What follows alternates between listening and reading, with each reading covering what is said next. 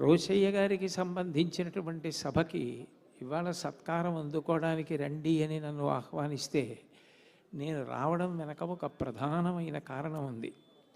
నేను ఈ ధర్మ ప్రచారం నిమిత్తం అనేకమైనటువంటి ఊళ్ళు వెడుతూ ఉంటాను. ఒకప్పుడు చెన్నైలో ధర్మ ప్రచారం కోసం కొన్ని సభల్లో మాట్లాడడం కోసం వెళ్ళడం జరిగింది. అప్పుడు తమిళనాడు గవర్నర్గా ఉన్నారు రోషయ్య గారు.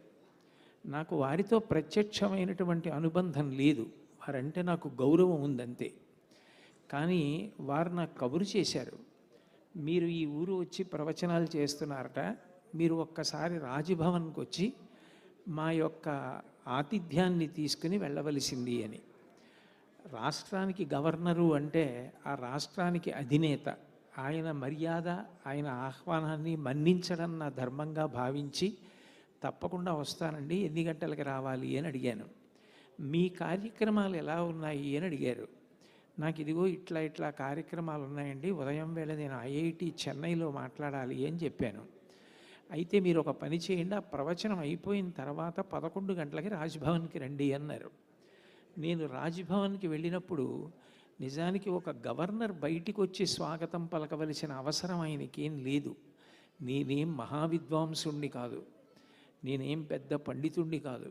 ధర్మం పట్ల నాకున్న అనురక్తి కొద్దీ ధర్మ ప్రచారం చేస్తున్నానంతే. ఆయన చూపించిన మర్యాద నా జీవితంలో ఎప్పుడూ మర్చిపోను.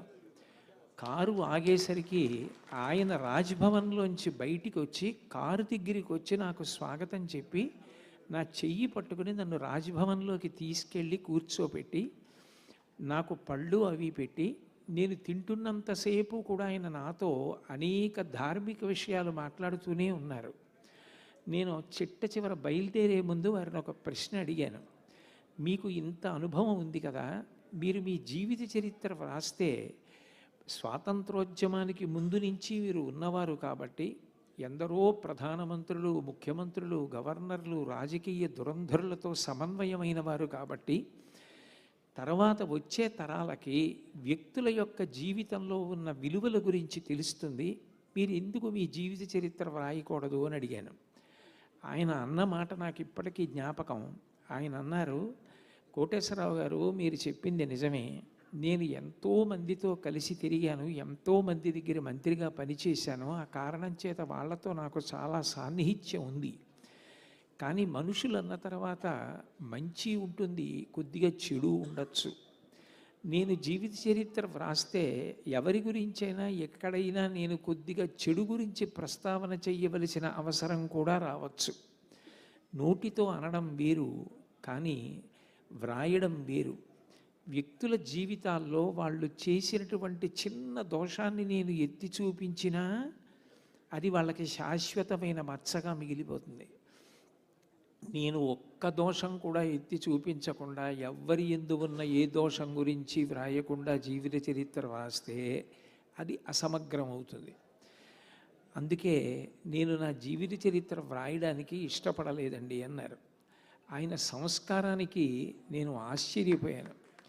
ఇతరుల మనసుకి బాధ కలగకూడదని, అంతమంది గురించి తెలిసున్నా ఏ ఒక్కరి గురించి కించిత్ కూడా చెడు చెప్పకూడదని ఆయన పాటించిన నిబద్ధత నాకు ఎంతో ఆశ్చర్యాన్ని, ఆనందాన్ని కల్పించాయి. అంత మంచి వ్యక్తిత్వం ఉన్నటువంటి వ్యక్తి రోషయ్య గారు. ఆయన పరిపాలన వైశిష్ట్యం గురించి, ఆయనకున్నటువంటి శాసనసభ వ్యవహారాల మీద పట్టు గురించి అందరికీ తెలుసు.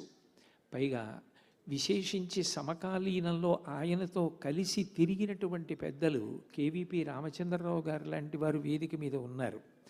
నేను అవి ప్రస్తావన చెయ్యక్కర్లేదు, కానీ ఒక్క విషయాన్ని ప్రస్తావన చేసిన ప్రసంగాన్ని పూర్తి చేస్తాను. రామాయణంలో ఒక శ్లోకం ఉంది, కచ్చిదాశాస్తి దేవానాం ప్రసాదం పార్థివాత్మజ కచ్చిత్ పురుషకారంచ దైవంచ ప్రతిపద్యతే అంటారు. మనిషి తన వంతు ప్రయత్నం తాను చెయ్యాలి. తన ప్రయత్నంతో పాటుగా భగవంతుని యొక్క అనుగ్రహం కూడా కలిసి రావాలి. ఎంత కుండడు పాలైనా ఒక్క చెంచాడు పెరుగు కలవకపోతే తోడుకోవు. ఈశ్వరానుగ్రహం కలిసి రాకపోతే ఎంత పురుష ప్రయత్నమూ ఫలించదు. కేవలము పురుష ప్రయత్నము చేతనే కార్యములన్నీ సాధింపబడతాయనుకుంటే ప్రయత్నించి కూడా కార్యం సాధించలేకపోవడం అన్నది చరిత్రలో ఉండకూడదు. అలా ఉంది అంటే ఈశ్వరానుగ్రహం కూడా అవసరమై ఉంటుంది. ఆ ఈశ్వరానుగ్రహం కోసం ప్రయత్నం చేయడానికే భక్తి అని పిలుస్తారు.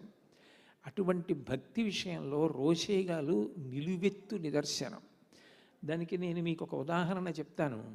నేను ఇప్పుడు ఆయన పరిపాలన చేస్తుండగా సెక్రటేరియట్కి వెళ్ళడం కానీ, అక్కడ ఉన్న అధికారులతో సమన్వయం నేను ప్రత్యక్షంగా అవడం కానీ నాకు అవకాశం ఉండేది అవసరం కాదు.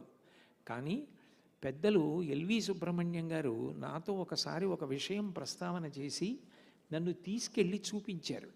అప్పుడు నేను ఆశ్చర్యపోయాను. ఒకప్పుడు నేను శ్రీశైలంలో ప్రసంగాలు చేయడం కోసం వెళ్ళా భాగవతం మీద. అప్పుడు అక్కడికి ఎల్వి సుబ్రహ్మణ్యం గారు కూడా వచ్చారు. ఎల్వి సుబ్రహ్మణ్యం గారు మీకు అందరికీ తెలుసు, తిరుపతి దేవస్థానాలకి కార్యనిర్వహణాధికారిగా, ఆంధ్రప్రదేశ్ ప్రభుత్వానికి ప్రధాన కార్యదర్శిగా ఎన్నో పదవులు నిర్వహించినటువంటి వ్యక్తి. ఆయన నాతో సన్నిహితంగా ఉంటారు. వారు నాతో మాట్లాడుతూ శ్రీశైలంలో ఏమేమి చూశారు అని అడిగారు. ఈసారి వచ్చినప్పుడు ఇదిగో ఇవి దర్శనం చేశాను అని చెప్పాను.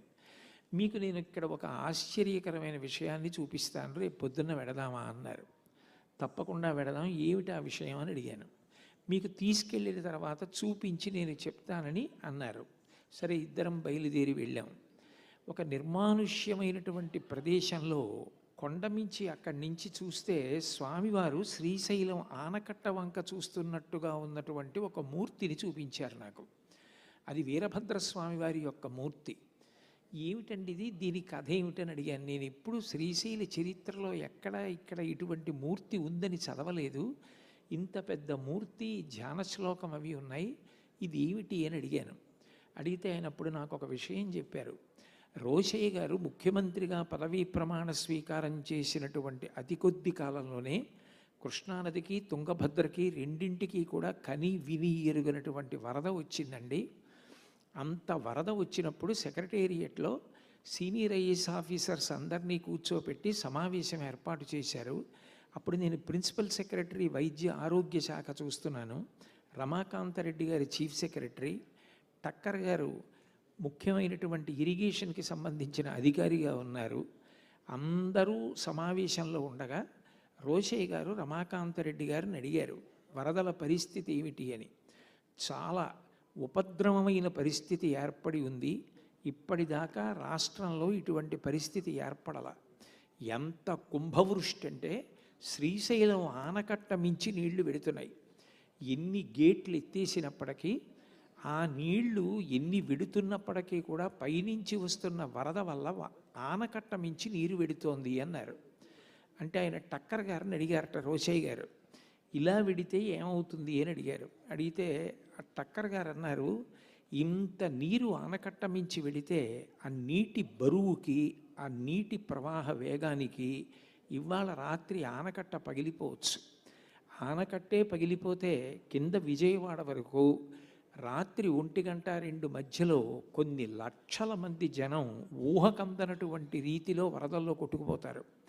ఇప్పటికిప్పుడు అంత పెద్ద వరద వస్తే నియంత్రించడం సాధ్యం కాదు కూడా.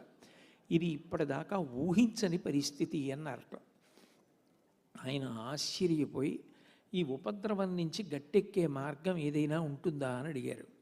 అడిగితే అప్పుడు ఎల్వి సుబ్రహ్మణ్యం గారు పక్కకెళ్ళి విశాఖపట్నంలో కందుకూరి శివానందమూర్తి గారు, మహాపురుషుడు, మీ అందరికీ తెలుసు, అటువంటి శివానందమూర్తి గారికి ఫోన్ చేస్తే వారు కొంతసేపు ధ్యానం చేసి ఏమీ అవదు, మల్లికార్జున స్వామి కరుణామూర్తి, ఈ నీళ్ళన్నీ ఎక్కడికి వెళ్ళాయన్నది కూడా అంతుపట్టని రీతిలో ఆనకట్ట నిలబడి రాష్ట్రం ప్రశాంతంగా ఉంటుంది, బెంగ పెట్టుకోవద్దని చెప్పానని రోషయ్య గారికి చెప్పండి అని చెప్పారట. ఆ రాత్రి ఏ క్షణంలో ఏం జరుగుతుందో ఇంటికి వెళ్ళి పడుకుంటే తను వెంటనే అధికారులకి చెప్పడానికి అవకాశం కుదురుతుందో కుదరదోనని రోషయ్య గారు, రమాకాంతరెడ్డి గారు, టక్కర్ గారు వాళ్ళు సెక్రటేరియట్లోనే పడుకున్నారట. మరునాడు ఉదయానికి ఏ ఉపద్రవం లేకుండా ఆనకట్ట అట్లాగే నిలబడింది. కృష్ణానదిలో నీరు సముద్రంలోకి వెళ్ళిపోయింది. మళ్ళీ సమావేశం ఏర్పాటు చేసి మర్నాడు సమీక్ష చేసినప్పుడు ఇది నిజంగా ఆశ్చర్యకరమైన విషయం అండి. ఇంత వరద ఇన్ని గంటల పాటు వెళ్ళినా కూడా ఆనకట్ట చెక్కు చెదరకుండా నిలబడి ఉంది. ఎక్కడ ప్రాణ నష్టం విశేషంగా జరగకుండా రక్షింపబడ్డామంటే ఎక్కడో ఈశ్వరుడు కరుణ చూపించాడు అని అంటే ఆయన తర్వాత శివానందమూర్తి గారిని సలహా అడగమని అక్కడ ఉన్నటువంటి ఆనకట్టని ఎప్పుడూ కూడా పరమేశ్వరుడు కరుణాదృష్టితో చూస్తూ ఉండాలి. అట్లా ఆయన చూస్తూ ఉంటే ఎట్టి పరిస్థితులలోనూ ఆనకట్ట మించి ఏ ఉపద్రవంగా వర్షాలు పడి నీరు వెళ్ళినా ఆనకట్ట దెబ్బ తినదు. కాబట్టి అట్లాంటి ప్రదేశాన్ని చూసి శివదృష్టి పడేటట్టుగా మూర్తిని ప్రతిష్ఠ చేయమని చెప్తే అప్పుడు తెలుగు యూనివర్సిటీ వాళ్ళ స్వాధీనంలో ఉన్నటువంటి ఒక ప్రాంతం అక్కడ నుంచి చూస్తే తిన్నగా ఆనకట్ట కనపడుతుంది. ఆ భూమిని రోషయ్య గారు శ్రీశైల దేవస్థానానికి ఇప్పించి శ్రీశైల దేవస్థానం చేత వీరభద్రమూర్తిని ప్రతిష్ఠ చేయించారండి. అందరికీ కనపడే రోషయ్య గారు ఒక గొప్ప పరిపాలనా దురంధరుడు, గొప్ప వాక్చతురుడు, శాసనసభా వ్యవహారాలలో ఆరితేరిన వ్యక్తి. ప్రజాధనం 1 రూపాయి ఖర్చు పెడితే 100 రూపాయల ప్రయోజనం సిద్ధించేటట్టుగా ఆలోచించగలిగినటువంటి దూరదృష్టి కలిగినటువంటి వ్యక్తి. ఇన్ని ఉన్నప్పటికీ ఎవ్వరికీ తెలియని కోణం ఏమిటంటే ఆయన అంత భక్తి తత్పరులు. మన ప్రజ్ఞ ఎంత ఉన్నప్పటికీ వెనక భగవంతుని కటాక్షం కూడా ఉండాలి అని ప్రబలంగా విశ్వసించిన వ్యక్తి అండి. శివానందమూర్తి గారు చెప్పారు అని భవిష్యత్తులో ఎప్పుడూ ఇటువంటి ఉపద్రవాలు జరగకూడదని, ఎవరు ముఖ్యమంత్రిగా ఉన్నారు అన్నదానికన్నా ప్రజలు క్షేమంగా ఉండడం ప్రధానం కాబట్టి అటువంటి మూర్తిని ప్రతిష్ఠ చెయ్యమని వారు చొరవ తీసుకుని ప్రతిష్ఠ చేశారు. అది ఈ మూర్తి. మీరు చూడండి, ఇక్కడి నుంచి చూస్తే ఈ మూర్తి తిన్నగా శ్రీశైలం ఆనకట్టని చూస్తున్నారు ఈ స్వామి అని నాకు ఎల్వి సుబ్రహ్మణ్యం గారు తీసుకెళ్ళి చూపిస్తే నేను ఆశ్చర్యపోయాను. తరువాతి కాలంలో నేనేమీ అంత గొప్ప వ్యక్తిని కాను, అంత గొప్ప విద్వాంసుండేం కాను. భగవంతుడిచ్చినటువంటి వాక్కు నలుగురికి పంచిపెట్టి ధర్మం గురించి ప్రచారం చెయ్యగలిగితే మా అమ్మ కష్టపడి కన్నందుకు మా అమ్మ పడ్డ ప్రసవ వేదన ఉపశాంతి పొందుతుందని నమ్మినటువంటి వ్యక్తిని, అంతే, అంతవరకే. అయినా నా బోటి ఒక సామాన్యుడు చెన్నై ప్రసంగానికి వెడితే అంత ఆదరించి ఆహ్వానించి రాజ్భవన్ బయటికి కారు దగ్గరికి వచ్చి నేను కారు దిగుతుంటే చెయ్యి పట్టుకుని లోపలికి తీసుకెళ్ళి కూర్చోపెట్టి నాకు పళ్ళు పెట్టి నాతో మాట్లాడి అంత ప్రేమ చూపించిన రోషయ్య గారు ఏ లోకంలో ఉన్న మహానుభావుడు. ఆయన పేరు మీద జరుగుతున్న సభలో మీరు సత్కారం అందుకోండి అని అడిగితే నేను రాను అంటే కృతజ్ఞుణ్ణైపోతాను. ఆయనతో నాకు ఇటువంటి అనుబంధం ఉంది. ఎవరికీ తెలియని విషయంగా ఆయన యందు అంత భగవద్భక్తి ఉంది. పెద్దలని అంత గౌరవించిన వ్యక్తి అయిన శివానందమూర్తి గారిని అంత గౌరవించి కృతజ్ఞతలు చెప్పినటువంటి వ్యక్తి. అటువంటి వారి గురించి చెప్పిన వారు సామాన్యులు కారు ఎల్వి సుబ్రహ్మణ్యం గారు. పైగా మూర్తిని నాకు చూపించారు. అటువంటి వ్యక్తి సభకి నేను వస్తే ఏ లోకంలో ఉన్నా వారు చాలా సంతోషిస్తారని ఇవాళ నేను రావడం జరిగింది తప్ప నిజానికి రోషయ్య గారు లాంటి పరిపాలనా దురంధరుడు, ప్రజా సంక్షేమం గురించి నిరంతరం ఆలోచించగలిగిన వ్యక్తి, 1 రూపాయి ఖర్చు పెడితే అది వాళ్ళ జీవితాలలో అమృతాన్ని ఒలికిస్తుందని నమ్మగలిగే అంత జాగ్రత్తగా ఒక బాధ్యత కలిగిన ఇల్లాలు ఎలా ఖర్చు పెడుతుందో ఆర్థిక శాఖ మంత్రిగా అలా రాష్ట్రంలో డబ్బు ఖర్చు పెట్టి ఆదాయ వనరులు వృధా కాకుండా సమీకరించి నిల్వ చేసి రాష్ట్రాన్ని సుసంపన్నం చేసి యావత్ భారతంలోనే ఇటువంటి ఆర్థిక మంత్రి ఎవరు అని అనిపించుకున్నటువంటి మహా గొప్ప పరిపాలనా దురంధరుడు రోషయ్య గారంటే ఆయన హాస్యం ఆడగలరు, గంభీర ప్రసంగం చెయ్యగలరు. ఆయన మాట్లాడినటువంటి మాటలు ఇప్పటికీ కూడా యూట్యూబ్లో కనపడుతుంటాయి. ఎంత ధైర్యంగా ఎంత అలవోకగా మాట్లాడతారో, ఎక్కడ మాట్లాడినప్పుడు అక్కడ మాట్లాడినా అందరి వ్యక్తుల పట్ల ఆయన ఎంత స్నేహశీలత కలిగిన వారో ఆయన గురించి ఎవరు మాట్లాడినా అట్లా మాట్లాడతారు అంటే ఎంత భక్తి తత్పరులో అర్థమవుతుంది. ఆ తర్వాతి కాలంలో హైదరాబాద్లో నేను ఒకసారి వెంకటేశ్వర స్వామి వారి సభలో మాట్లాడవలసి వస్తే దేవాలయంలో సభలో మాట్లాడుతున్నప్పుడు రోషయ్య గారు కూడా సభకి వచ్చారు. అప్పటికే పాపం చాలా కష్టపడుతున్నారు నడిచి రావడానికి. నేను రాలేకపోతున్నాను కానండి, ఏడుకొండలవాడు మహానుభావుడు, ఆయనకి కొత్త గుడి నిర్మాణం చేశారు, నన్ను రమ్మంటే రాలేను అని అనలేక వచ్చానండి అని అంత ఆ పరిస్థితుల్లో కూడా నేను కనపడితే దగ్గరికి వచ్చి ఎంత ప్రేమో, రెండు చేతులు పట్టుకుని అంత ప్రేమగా మాట్లాడి, మీరు ఆరోగ్యంగా ఉన్నారా, కుశలంగా ఉన్నారా, మీ వాళ్ళందరూ బాగున్నారా, అంత ప్రేమతో మాట్లాడగలిగిన వ్యక్తి. నిజంగా రాజకీయాల్లో అంత గొప్ప స్థానాన్ని, అంత ప్రేమని పంచిపెట్టి అంత గొప్ప విలువలు సంతరించుకున్న వ్యక్తి. అన్నిటినీ మించి నాకు ఆయనలో చాలా ఇష్టమైన ఇంకొక కోణం ఆ పంచకట్టు, ఆయన వేసుకునే ఖద్దరు ఉత్తరీయం, భుజం మించది జారిపోకుండా ఎంత ఆవేశంగానైనా ఆయన మాట్లాడగలరు. ఎప్పుడూ పంచకట్టు లేకుండా ఆయన కనపడలేదు. ఆనాడు ఘంటసాల వెంకటేశ్వరరావు గారు, అక్కినేని నాగేశ్వరరావు గారు, ఎన్టీ రామారావు గారు, వైఎస్ రాజశేఖర రెడ్డి గారు, నాకు రాజకీయాలతో ఏమీ సంబంధం లేదు సుమండి, నాకు వ్యక్తులలో ఉన్న విలువలతో సంబంధం అంతే. వాళ్ళందరూ ఆనాడు అలా తెలుగు పంచ కట్టేవారు. అలా ఆ పంచకట్టుతో ఎప్పుడూ కనపడిన వ్యక్తులలో రోషయ్య గారు ఒకరు. వారితో నాకున్నటువంటి ఈ అనుబంధాన్ని నేను స్మరించి ఇవాళ ఆ సభలో పాల్గొనడం కోసమని ఎక్కడో కాకినాడ నుంచి బయలుదేరి ఈ సభకి రావడం జరిగింది. యథార్థానికి నేను ఇంకా ముందే రావాలి, కానీ ఎక్కడ చూసిన ట్రాఫిక్, కారు అసలు ఎంత ప్రయత్నించినా కదలక ఎప్పుడూ లేనిది ఇవాళ సభకి ఆలస్యంగా రావడం అయింది.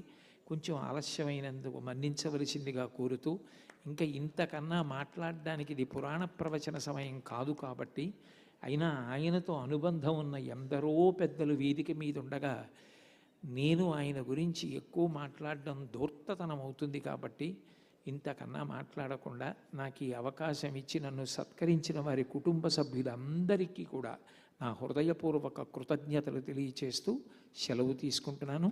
స్వస్తి.